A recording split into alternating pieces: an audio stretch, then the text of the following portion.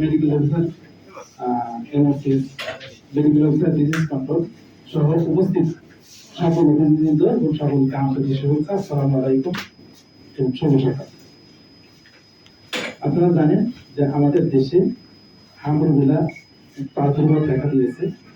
সেই প্রাদুর্ভাব মোকাবেলা করার লক্ষ্যে এবং আমাদের শিশুদেরকে হামরুবেলা থেকে রক্ষা করার লক্ষ্যে সারা দেশব্যাপী জরুরি ভিত্তিতে হামরুবেলা ক্যাম্পেইন 2026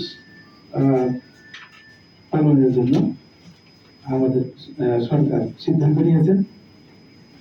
ইতিপূর্বে আমরা 18টি জেলার 30টি উপজেলায় জরুরি ভিত্তিতে এই ক্যাম্পেইন পরিচালনা হচ্ছে।